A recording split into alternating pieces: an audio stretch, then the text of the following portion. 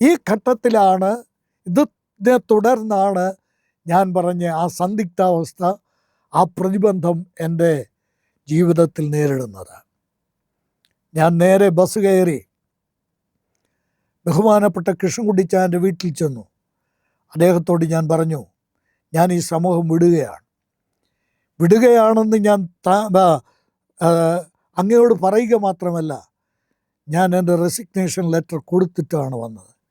അദ്ദേഹം ഇരുന്നിടത്തുനിന്ന് ചാടി എഴുന്നേറ്റ് എനിക്ക് കൈ തന്നിട്ട് ഈ ബ്രദർ സമൂഹത്തിലേക്ക് സ്വാഗതം എന്ന് പറഞ്ഞുകൊണ്ട് അദ്ദേഹം എന്നെ സ്വീകരിക്കുകയായിരുന്നു. അപ്പോൾ ഞാൻ പാഴ്സണേജിലാണ് താമസിക്കുന്നത്, അവിടുന്ന് മാറണം. ഞാൻ പറഞ്ഞു, അച്ഛാ, എനിക്ക് അവിടുന്ന് താമസം മാറണം. എങ്ങോട്ടാണ് മാറേണ്ടത് ഒരു പിടിയുമില്ല.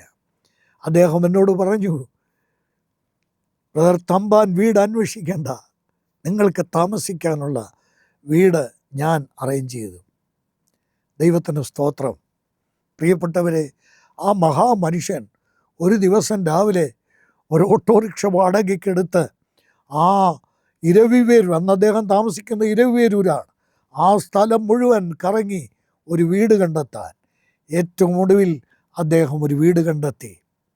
എന്നെ വിവരമറിയിച്ചു, എത്രയും പെട്ടെന്ന് വരണമെന്ന് പറഞ്ഞു.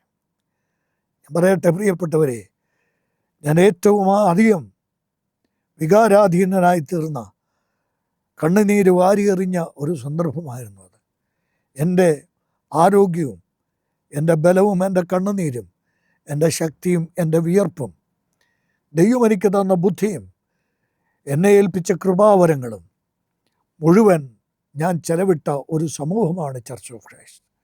CRYM എന്നു പേരുള്ള ക്രിസ്ത്യൻ റിവൈവൽ യൂത്ത് മൂവ്മെൻ്റ് എന്ന ഒരു യുവജന സംഘടന അവിടെ ആരംഭിച്ചു. അതിനൊക്കെ നേതൃത്വം കൊടുത്തത് പത്തനാപുരം കല്ലുംകടവ് ജംഗ്ഷൻ മുതൽ കല്ലാമുട്ടം വരെ നടന്ന പത്തനാപുരത്തെ മൺതരികളെ കോരിത്തെരിപ്പിച്ച വലിയ ക്രിസ്തീയ പ്രകടന ജാഥ ആ യുവജന സംഘടനയുടെ നാമത്തിൽ നടക്കുകയുണ്ടായി. അതൊക്കെ വിട്ടുപോരുമ്പോൾ എൻ്റെ ഉള്ളിലുണ്ടായ ആ മാനസിക വ്യഥ, ഇത് ഇപ്പോൾ ആ സമൂഹത്തിലുള്ള പലർക്കും അറിയാമോ എന്നെനിക്ക് നിശ്ചയമില്ല. എങ്കിലും ഇതാരെങ്കിലും കേൾക്കുന്നെങ്കിൽ ഞാൻ ദൈവത്തെ മഹത്വപ്പെടുത്തുകയാണ്. എൻ്റെ ജീവിതത്തിലെ ഏറ്റവും നിർണായകമായ സമയം